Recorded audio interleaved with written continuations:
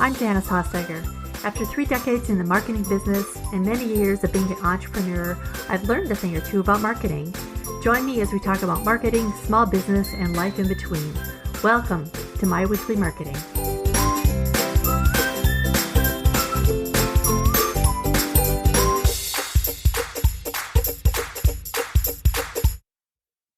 Well, hello, and welcome to my weekly marketing, where we talk about marketing, small business, and life in between. And today, I want to talk about something that I've spent many years doing for other people, and that is building effective websites. You may already have a website, or you may have no website, or you may send people to your Facebook page. No judgment here. I know you're doing the best you can. Either way, I think you'll learn something today. And I promise I'm not going to get too techie. The great thing now is that you can build a website or have someone else build it for you without it getting too complicated. So no coding required. Before we jump into designing a website or changing your existing site, I want to make it clear who we build a website for. It's really 2 groups of people. First of all, obviously your customers, specifically your ideal customer. This is the customer you want to focus on and really be able to relate to. If you're wondering who that is, I'll put a link in the show notes for a worksheet to help you figure out who your ideal customer is. The second group of people you want to pay attention to when you're designing your website are the search engines. Google gets about 92% of search engine traffic, so that's the search engine to focus on. Search engines need to be able to read your website to give the best search results to their users. So if you do it well, focus on your customers first and Google second. Next, I say there's always 6 layers to an effective website. The first layer is SEO and copy and metadata. So that all sounds like it's a lot, but hear me out here. This is what the search engine actually reads. So if you want to be found on the internet, and you do, it's crucial to get this right. So when I built and launched my very first website, I was so nervous because I thought as soon as it was live, orders would start rolling in. Well, they didn't. Yours won't either, because it takes time for the search engines to crawl your site and find it. Generally, you need to drive people to your site rather than relying on the search engines. It's not likely somebody will land on your site just through a Google search this early in the game. You've probably heard the term SEO, which means search engine optimization. That's the next thing to pay attention to. Search terms are the fuel for the search engines. So decide what keywords and phrases your target customer will likely search for to solve a need that they have, and carefully integrate these on your page. Where? In your main headlines, your H1 tags, your subheads or your H2 tags, the URL name, the name of the page, your page description, organically in the text or the copy as it's called in marketing, and especially in the top paragraphs. And on the images, there's a little box usually that says alt text. You want to put the keywords in there as well. Now, if you're wondering where to find those terms, I'd recommend a tool like Ubersuggest, which has a free version. I'll link to that in my show notes too. Search engines look at more than just keywords when deciding your page rank though. So they look at how often your site is updated, how quickly your pages load, the number of visitors, the number of links that you have within your site and going to other sites. But getting the keywords right is a good first step in putting your content together. Another good tool to have for your SEO is called the Moz toolbar. That's M-O-Z toolbar. And I'll add a link to that in the show notes too. It's a free Google Chrome extension that will allow you to see your domain authority.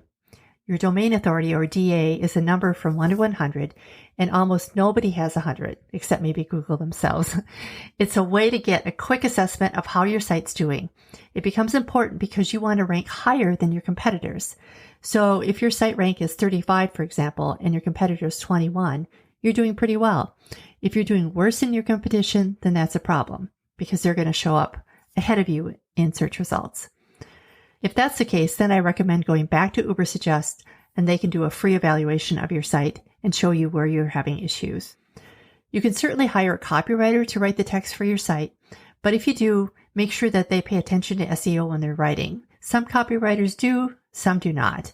So it will save you headaches down the road if you can just make sure that whoever writes the copy for your site includes keywords in the text. The number 2 thing that I recommend people pay attention to is site structure and navigation. So we've talked about the importance of having your keywords in your URL, but it's also important to have your URLs make logical sense. So the URL is the little web address at the top of the page. So it's www.mysite.com, for example. So for a good URL would be something like https://mysite.com/clothing/tops/green shirt number 1234. The HTTPS is important because it means this is a secure site. The S in the HTTPS stands for secure, which indicates that the site is using something called a secure sockets layer. Many browsers won't open a page that's not on a secure site.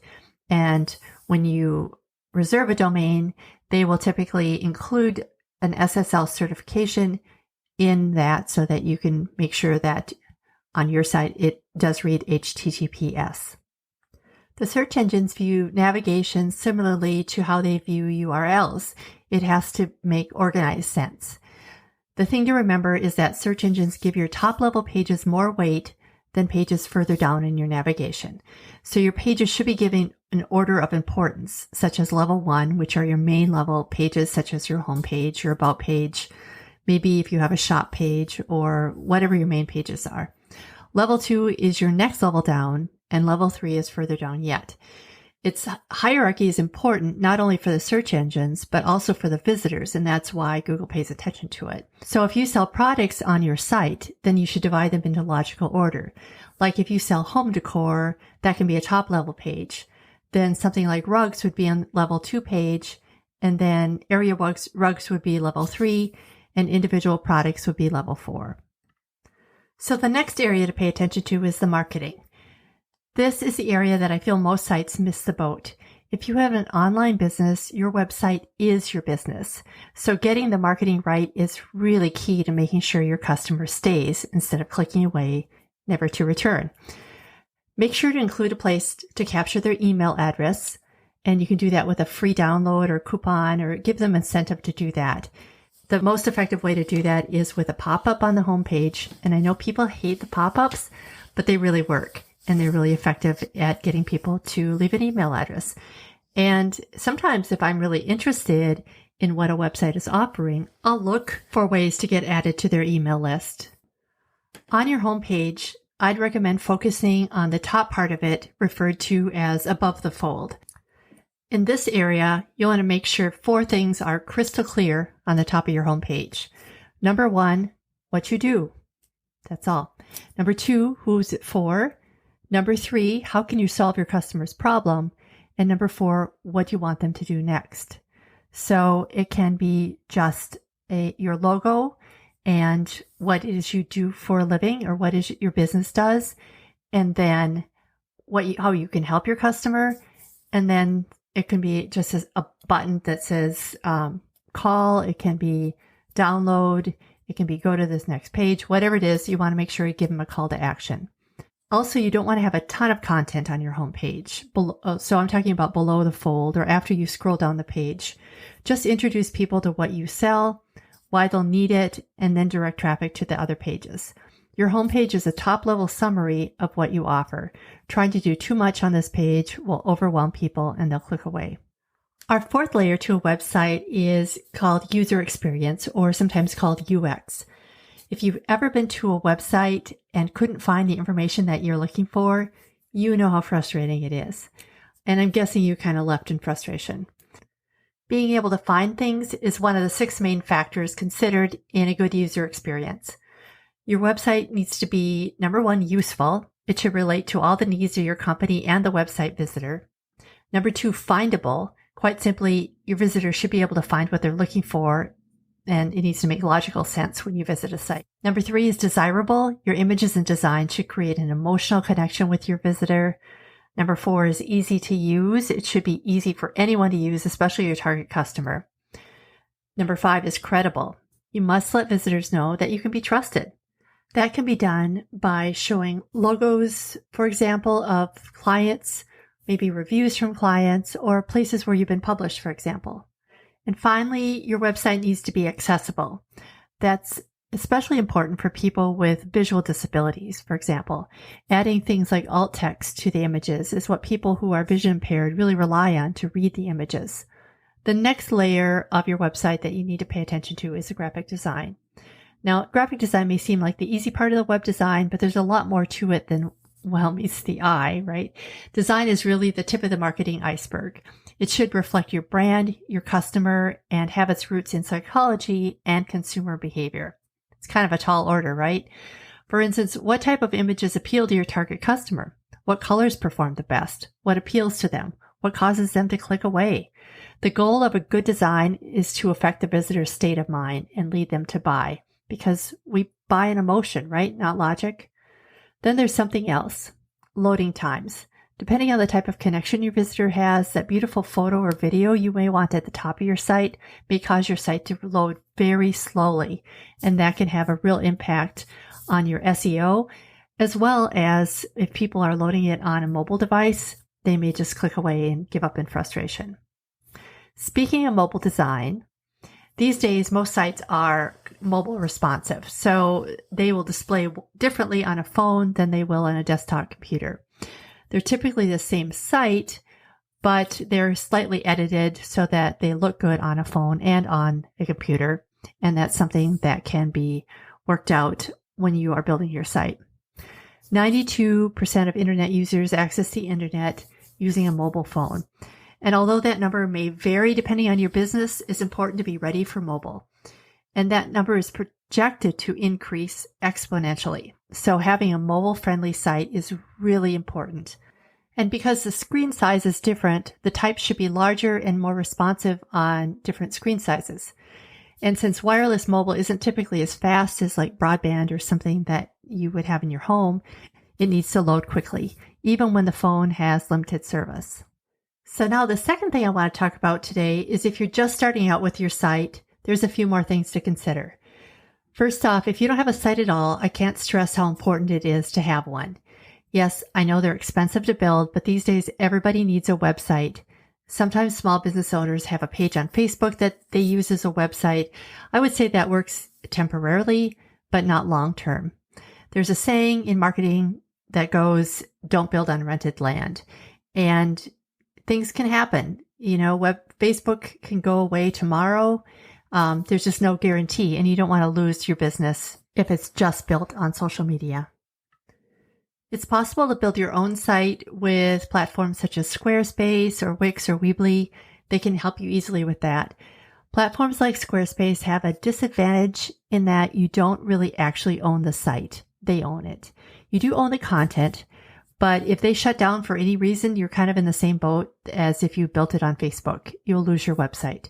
They also charge additional charges for extra things like landing pages or additional pages that you'll need to put on your site.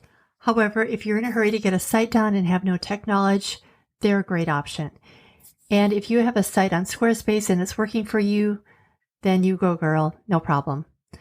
My preference is WordPress, and here's why. It's open source and widely used. In fact, it's the most popular platform out there, and Google loves it because it's easy to update, it's mobile responsive, and it's SEO friendly. Like I said, I like WordPress, and there are a few reasons why. First of all, it's entirely your site. If you want to change the look of the site, you don't need to just completely rebuild it. All you need is to upload a new theme and it's done. Second, WordPress gives you a lot of freedom and control of how your site looks. You can also add WordPress plugins, which are little snippets of code that you can add to your site to do specific tasks without having to manually code it or hire a developer to do it. If you decide to go with WordPress, then you have to buy a domain name and then find a web host. I use Bluehost, but there are many others out there. Before you choose a host, check the reviews to make sure that they don't have a lot of downtime or a lot of issues with them. On WordPress, I also recommend a site building tool called Elementor. Again, I'll put a link to that in the show notes. Elementor allows you to drag and drop text and images into your pages, and it even comes with several templates, so you don't really have to design the whole site. They have a free plan as well. There are other website platforms out there, such as Drupal, but these are for larger sites, and WordPress is more than adequate for a small business. So there you have a big overview of how to get your website up and ready to start making you money. I do know I just gave you a ton of information though. So to help you out, I'm offering a free successful website complete checklist for you to download. This checklist will help you whether you have an existing website or if you're putting together a new one. It's one I developed for my website clients, so it's tried and true. Visit the show notes at myweeklymarketing.com/8 to download the checklist. As always, thank you so much for joining me today. I know there's a lot of podcasts out there, so I'm so thankful you chose this one. If you like what you heard today, please subscribe and tell others. Bye for now.